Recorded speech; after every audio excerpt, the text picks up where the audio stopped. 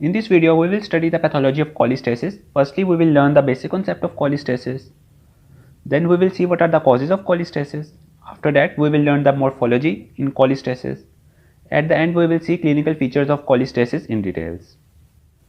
So let's start with the basic concept of cholestasis. The word cholestasis means stasis of bile flow. Stasis of bile flow means that if by any means the secretion of bile from the hepatocytes into bile canaliculi is impaired, or the secretion of bile through this drainage system into the intestine is impaired, then we will call this as stasis, and this stasis is known as cholestasis. So cholestasis can be summarized as impaired secretion of bile from the hepatocytes or impaired drainage through this ductal system is called cholestasis. So the causes of cholestasis can be classified as intrahepatic or extrahepatic. Intrahepatic means that the cholestasis is due to the impairment secretion of bile by these hepatocytes into these bile canaliculi. So these are the intrahepatic causes, and it can occur in the conditions where there is severe hepatocellular damage such as in hepatitis. On the other hand, extrahepatic causes of cholestasis are those that involve the ducts outside the liver, for example from here to here. Now these extrahepatic causes can either be bile duct obstruction, in which this bile duct is obstructed. It can be biliary atresia, in which the whole biliary system has an occluded lumen, or it can be primary sclerosing cholangitis, in which our immune system destroys our own bile ducts or our own hepatic ducts.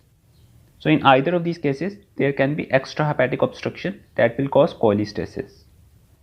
Now for morphological features in cholestasis, the keywords to remember are: as bile flow is impaired, so bile components accumulate in bile canaliculi and hepatocytes.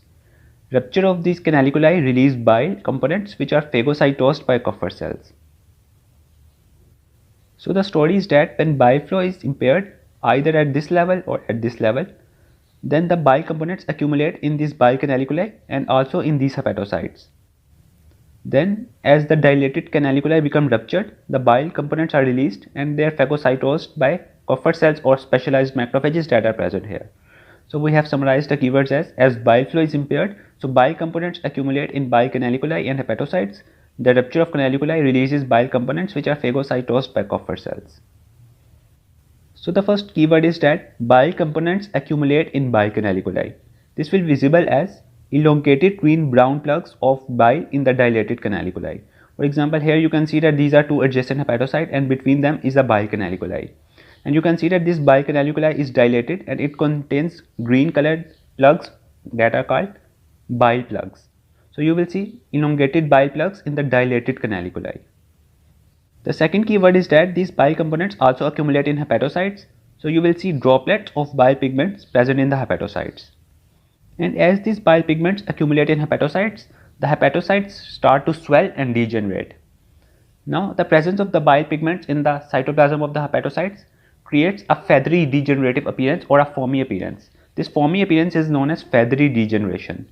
So remember that hepatocytes show droplets of bile pigments and they undergo feathery degeneration. For example, here you can see that these hepatocytes have been swollen. So these swollen hepatocytes have a feathery appearance or foamy appearance, which we call as feathery degeneration. Remember this important point. The third keyword is that when bile canaliculi are ruptured, their bile pigments are released and these bile components are phagocytosed by Kupffer cells. So at the end you will also see bile pigments in Kupffer cells. For example, here you can see that adjacent to hepatocytes there is a Kupffer cell, and these Kupffer cells also contain brown or green colored bile pigments. So let me summarize the morphological features in cholestasis. In cholestasis, you will see accumulation of bile components in bile canaliculi visible as elongated green brown plugs of bile in dilated canaliculi.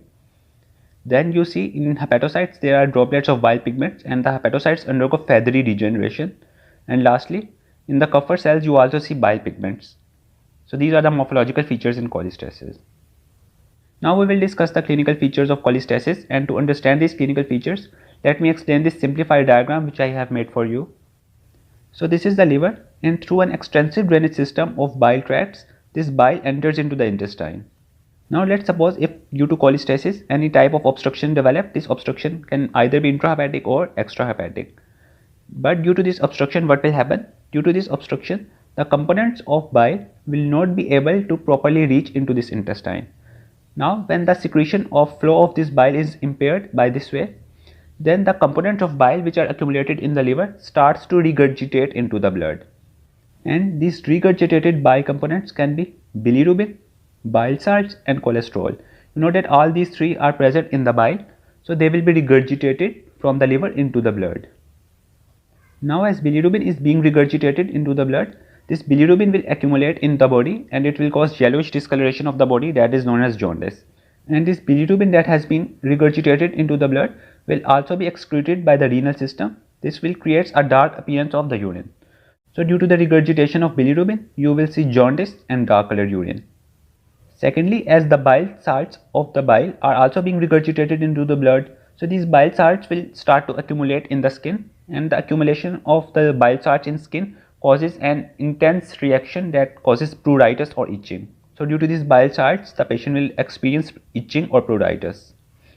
Thirdly, as cholesterol is also a component of bile, so regurgitation of cholesterol in blood will cause accumulation of cholesterol in the tissues that appear as xanthomas.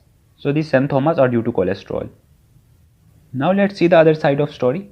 As these bile components are not allowed to enter properly into this intestine, so there will be no bile salts in the intestine. And as you know that bile salts are very important in the absorption of fat because they perform emulsification. But now as no bile salts are entering into the intestine, so there will be malabsorption of fats, and due to the malabsorption of fats, there will be malabsorption of fat soluble vitamins. So the patient will experience deficiency of vitamin A, vitamin D, vitamin E and vitamin K, all of which are fat soluble vitamins. Now other than the impaired entry of bile salts in the intestine, there is also impaired secretion of bile pigments or bilirubin in the intestine. Now you know that when bilirubin is entered into the intestine, the bacteria present in the intestine metabolize this bilirubin into a pigment called stercobilin. This stercobilin gives the stool its proper color. Now as no bilirubin is entering into the intestine, so the bacteria present in the gut will not be able to generate stercobilin. So the stools will be pale in color. And here in this diagram I have made a small error, that these pale stools are not due to the absence of bile salts. These pale stools are actually due to the absence of bilirubin. Because when bilirubin is metabolized, it then results in stercobilin. But if bilirubin is absent in the intestine, then there will be no pale stools. So remember that these pale stools are not due to the absence of bile salts. These pale stools are due to the absence of bilirubin in the intestine. You can see that bilirubin and bile salts are different things. So here you have to remember the difference. So let me again summarize the clinical features of cholestasis. In cholestasis, due to the regurgitation of bile components into the blood, you will see bilirubin accumulation causes jaundice and dark urine. The bile salts accumulation in skin causes pruritus, and the cholesterol accumulation in the body causes xanthomas.